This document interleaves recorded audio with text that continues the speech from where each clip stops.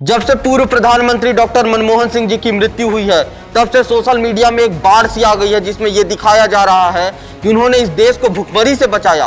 क्या सच में मनमोहन सिंह जी इतने कारगर थे इस देश के लिए? यदि ये बात सच है तो फिर पीवी नरसिम्हा राव कौन थे? वो भी देश के प्रधानमंत्री थे उस समय जब ये निर्णय लिए गए थे उदारीकरण, निजीकरण और वैश्वीकरण के।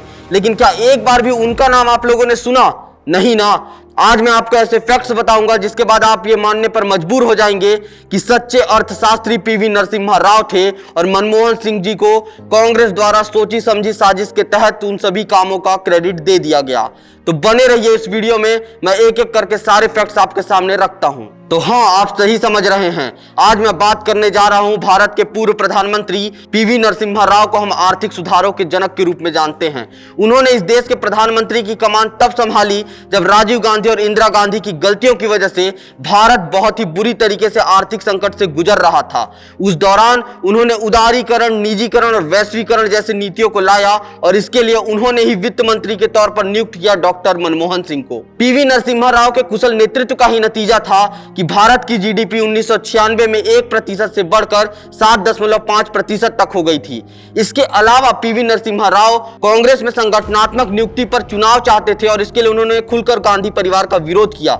यहां तक कि पीवी नरसिम्हा राव ने दिल्ली के उच्च न्यायालय के उस फैसले को भी चुनौती दी थी जिसमें बोफोर्स घोटाले को लेकर राजीव गांधी के खिलाफ चल रहे जांच को खारिज कर दिया गया था। इससे एक बात स्पष्ट हो जाती है, जहां मनमोहन सिंह गांधी परिवार के वफादार और मूक प्रधानमंत्री थे, तो वहीं पीवी नरसिम्हा राव इसके बिल्कुल उलट और मुखर थे और इस देश के हित में फैसले लेने के लिए वो किसी भी हद तक जा सकते थे। चलिए अब एक एक करके अलग अलग पॉइंट्स में समझते हैं कि ये दोनों ही नेता बतौर प्रधानमंत्री इस देश के लिए क्या कर पाए। तो सबसे पहले हम बात करते हैं आर्थिक सुधार के बारे में। तो आपको बता दूं, पीवी नरसिम्हा राव के नेतृत्व में जहां 1996 तक जीडीपी भारत की 1% से बढ़कर के 7.5% हो गई थी और विदेशी निवेश 132 मिलियन डॉलर से बढ़कर के 5.3 बिलियन डॉलर तक पहुंच चुका था, तो वहीं आर्थिक सुधार के मामले में मनमोहन सिंह बुरी तरह से विफल रहे। इसके बावजूद कि उन्हें 1991 में हुए उदारीकरण, निजीकरण और वैश्वीकरण नीति लागू का श्रेय पूरी तरीके से दिया गया था जब वो बतौर वित्त मंत्री थे। उसका श्रेय लेने के बावजूद भी मनमोहन सिंह विफल रहे।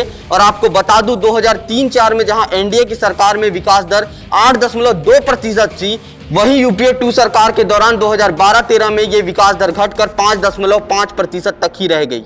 अब बात करते हैं विदेशी प्रत्यक्ष निवेश यानी एफडीआई के बारे में। तो आपको बता दूं, पीवी नरसिम्हा राव के कार्यकाल में दूरसंचार और उपभोक्ता वस्तुओं सहित 34 क्षेत्रों में 100% एफडीआई प्रवाह का अनुमति दे दिया गया था और इससे औद्योगिक विकास को काफी ज्यादा बढ़ावा मिला। तो वहीं मनमोहन सिंह के कार्यकाल में नौकरशाही में देरी और नीति कार्यान्वयन में स्पष्टता की कमी के कारण 2009-10 में 29 बिलियन डॉलर की तुलना में एफडीआई प्रवाह 2010-11 में मात्र 24 बिलियन डॉलर पर ही स्थिर रहा।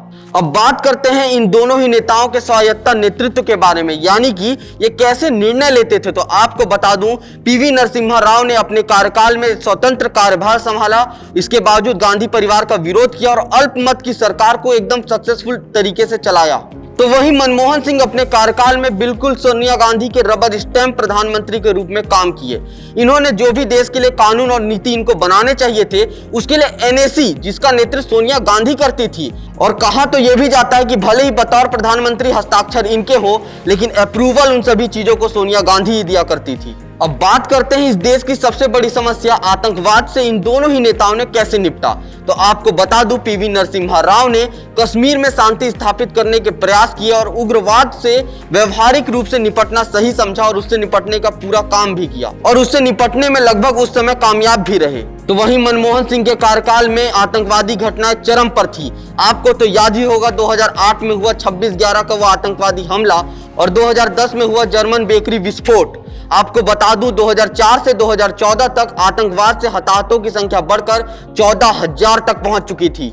आइए अब देखते हैं ये दोनों नेता भ्रष्टाचार से कैसे निपटते थे। तो आपको मैं याद दिला दूं, पीवी नरसिम्हा राव ने बोफोर्स घोटाले, जिसमें राजीव गांधी का नाम भी लिया जाता है, उसकी जांच को निर्बाध रूप से चलने दिया और उस पर किसी प्रकार का अड़चन डालने का प्रयास नहीं किया, जिससे जो स्वतंत्र जांच एजेंसियां हैं उसके प्रति सम्मान इस देश के लोगों का बढ़ गया।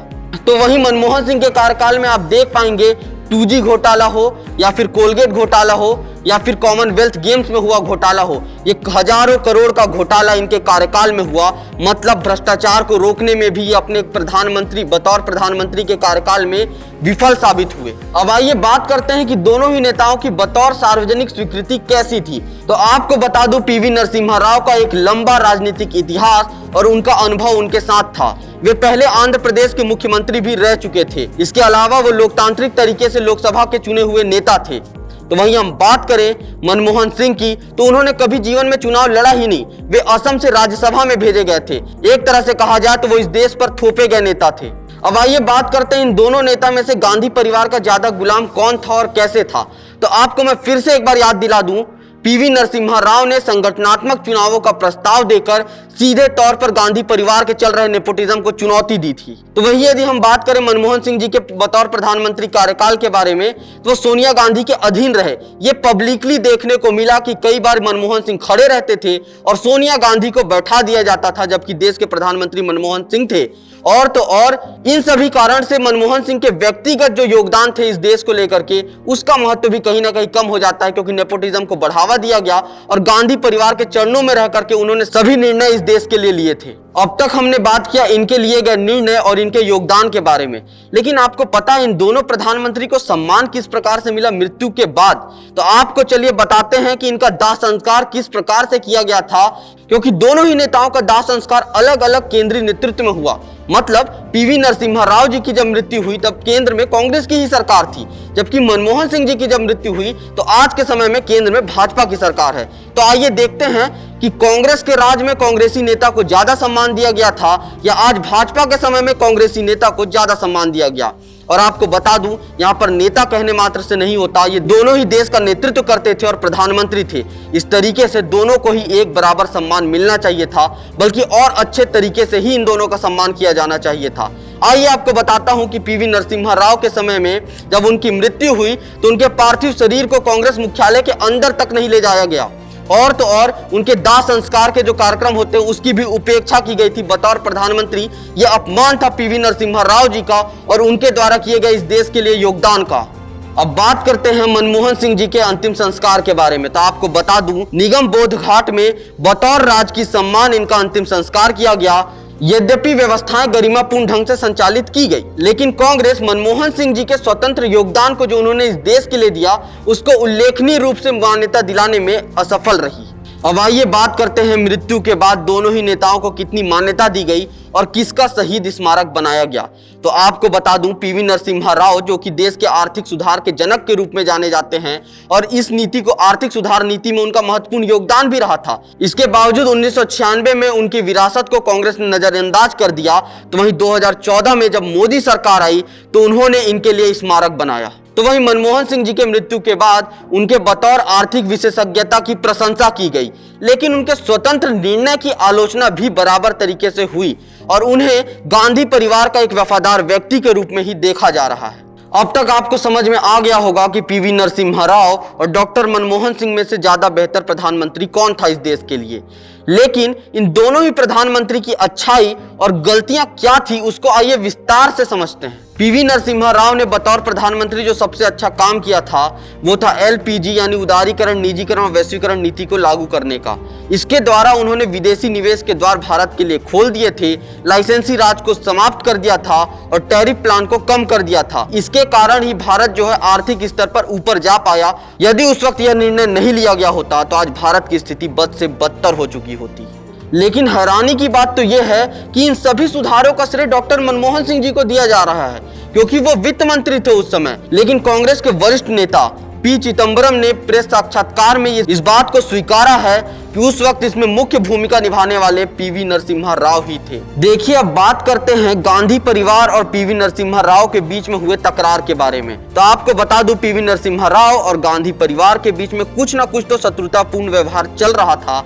यही कारण है कि पूर्व केंद्रीय मंत्री नटवर सिंह ने भी अपने संस्मरण में दर्ज किया है, जिसमें उन्होंने बताया है कि सोनिया गांधी का पीवी नरसिम्हा राव के प्रति जो शत्रुतापूर्ण व्यवहार था उसको लेकर के पीवी नरसिम्हा राव ने शोक व्यक्त किया था। और इस शत्रुतापूर्ण व्यवहार का कारण भी था भाई, क्योंकि पीवी नरसिम्हा राव ने वो पाप किया था जिसे कांग्रेस पार्टी में महापाप माना जाता है। उन्होंने इस चीज को एक्सेप्ट किया। जो भी नीतिगत सुधार के निर्णय लिए गए हैं, उन्होंने स्वतंत्र तौर पर बतौर प्रधानमंत्री ये निर्णय लिया और उन्होंने इसका क्रेडिट गांधी परिवार को देने से बिल्कुल साफ तौर पे मना कर दिया।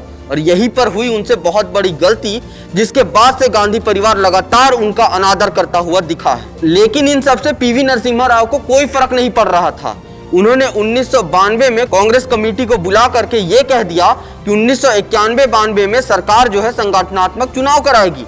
अब यदि आपको संगठनात्मक चुनाव का मतलब नहीं समझ आ रहा तो आपको बता दूं, इसका मतलब है कि कांग्रेस का अध्यक्ष कौन होगा, कांग्रेस में महामंत्री कौन होगा, मतलब पूरा स्ट्रक्चर बॉडी जो कांग्रेस के संगठन का है। और ये सीधे तौर पर चुनौती थी। अब आपको लग रहा होगा इसमें चुनौती क्या है, चुनाव तो होना ही चाहिए, लेकिन कांग्रेस पार्टी में ये चुनौती है। और ऐसा पाप कोई करेगा तो वो इसका मतलब है कि वो सीधे सीधे नेहरू, इंदिरा गांधी और सोनिया गांधी को चुनौती दे रहा है, क्योंकि गांधी परिवार इस पर अपना कब्जा समझती है पूरे कांग्रेस पार्टी पर, और उनको लगता है कि उनके अलावा कोई अध्यक्ष बनने के काबिल ही नहीं है। ये और इस चीज को खुद कोट करते हुए पीवी नरसिम्हा राव ने कहा था कि कांग्रेस पार्टी में पिछले 2 दशकों से संगठनात्मक चुनाव नहीं हुए हैं।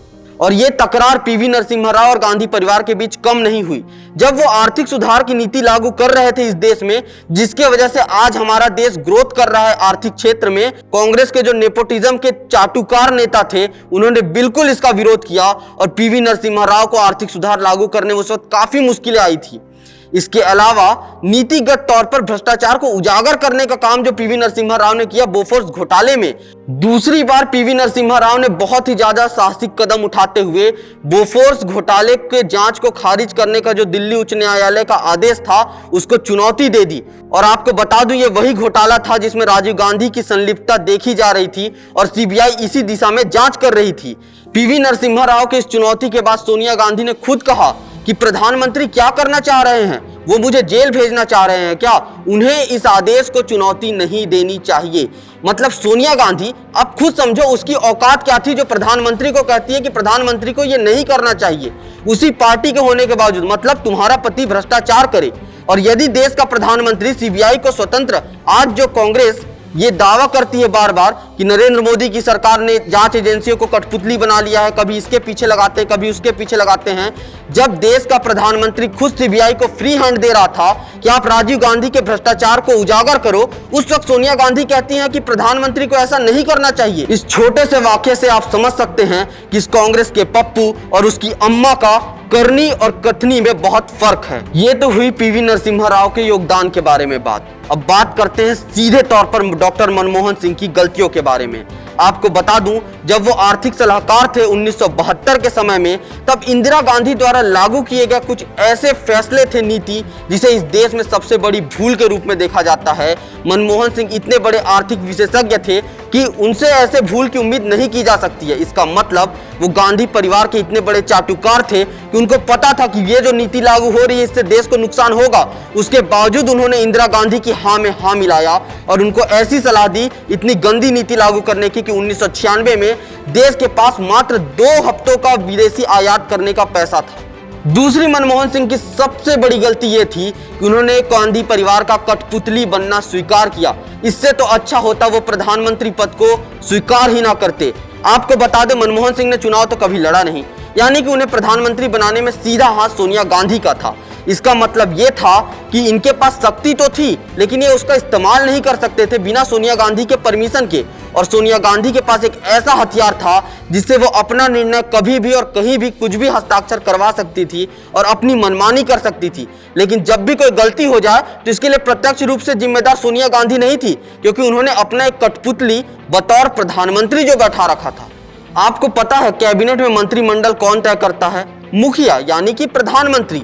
लेकिन मनमोहन सिंह के समय में जितने भी कैबिनेट मंत्री रहे वो सोनिया गांधी जी का बहुत ही ज्यादा शुक्रिया अदा करते हैं। इससे ही ये बात समझ आती है कि कैबिनेट में कौन मंत्री रहेगा, कौन मंत्री नहीं रहेगा, देश के लिए अच्छा है भी या उनके सोच देश के लिए अच्छी नहीं है, इस बात पर बिना विचार किए मनमोहन सिंह सोनिया गांधी जिनका भी नाम रिकमेंड करती थी उसे मंत्रिमंडल में रखते थे, और जो भी व्यक्ति सोनिया गांधी के खिलाफ एक शब्द भी बोल देता था उसे मंत्रिमंडल से निकाल देते थे। यही कारण है कि मनमोहन सिंह को आज भी कठपुतली के तौर पर ही याद रख रहा है हिंदुस्तान। मनमोहन सिंह की तीसरी सबसे बड़ी गलती थी राष्ट्रीय सलाहकार समिति यानी कि NAC। अरे भाई, आप प्रधानमंत्री हो, देश के लिए नीतियां बनाओ जिससे देश का भला हो, लेकिन इन्होंने राष्ट्रीय सलाहकार समिति का समर्थन किया जिसका नेतृत्व सोनिया गांधी करती थी। मतलब अप्रत्यक्ष रूप से देश के लिए जो भी नीति लागू होते थे उस पर राष्ट्रीय सलाहकार समिति का नियंत्रण होता था। मतलब कोई भी नीति बनेगी उस पर सोनिया गांधी की मंजूरी जरूरी हो चुकी थी। इसके अलावा मनमोहन सिंह का रुख 1984 में हुए सिख विरोधी दंगों को लेकर के बहुत ही दोहरा रहा। इसका जीता जागता प्रमाण यह है कि उन्होंने 1999 में हो रहे लोकसभा चुनाव के दौरान यह कहा कि जो भी सिख विरोधी दंगे हुए थे उसमें RSS के लोग शामिल थे। और इसका हवाला उन्होंने कैसे दिया? क्योंकि दिल्ली पुलिस द्वारा दर्ज किए गए FIR में कुछ ऐसे लोगों के नाम शामिल थे जो RSS से ताल्लुक रखते थे। लेकिन चलो भाई, आपने आरोप लगा दिया तो लगा दिया, और ये हमको देखने को मिला सन 2019 में जब उन्होंने ऐसा बयान दिया तत्कालीन गृह मंत्री PV नरसिम्हा राव के खिलाफ कि तत्कालीन गृह मंत्री PV नरसिम्हा राव ने तत्काल सेना बुलाने के बजाय IK गुजराल की सलाह को मान ली होती तो ये सिख विरोधी दंगे होते ही नहीं। मतलब पहले तो आपने 1999 लोकसभा चुनाव के दौरान यह कह दिया कि RSS के लोग शामिल थे, उनकी जिम्मेदारी है सिख विरोधी दंगों में, और जब आपकी सरकार चली गई आपको समझ आ गया कि आपका पावर अब खत्म हो चुका है, तो कम से कम आपने सच बोलने की हिम्मत दिखाई कि कांग्रेस के गलत नीतियों के कारण और गलत फैसलों के कारण ही सिख विरोधी दंगे हुए जिसमें कईयों ने जान गंवाई। पर यहां पर भी मनमोहन सिंह ने अपनी चाटुकारिता नहीं छोड़ी। जो प्रधानमंत्री है इंदिरा गांधी, उसको टारगेट करने के बजाय उन्होंने गलती किस पर गिना दी? जो उस वक्त गृह मंत्री थे PV नरसिम्हा राव। इसके अलावा मनमोहन सिंह को एक मुख्य प्रधानमंत्री के तौर पर देखा जाता है। जब देश लगातार आतंकवादी हमलों से परेशान था तब भी मनमोहन सिंह गांधी परिवार के चाटुकारिता में व्यस्त थे और इन सभी मामलों में बिल्कुल चुप थे। ऐसे कई गलत फैसले हैं जो मनमोहन सिंह ने लिए जिसके कारण देश को काफी परेशानियों का सामना करना पड़ा। अब आप बताइए कि इन सभी में गलती किसकी थी और कौन सा नेता बतौर प्रधानमंत्री देश के लिए ज्यादा कारगर साबित हुआ? और यदि मनमोहन सिंह कठपुतली थे भी तो उन्हें कठपुतली के तौर पर नचाने का अधिकार गांधी परिवार को किसने दिया था? और गांधी परिवार यानी कि पूरा का पूरा कांग्रेस इस देश के लिए ज्यादा वफादार है या अपने नेपोटिज्म को बढ़ाने के लिए, भ्रष्टाचार का पैसा खाने के लिए? ज्यादा रुचि आपको किसमें दिखाई देती है? कमेंट में जरूर बताइए।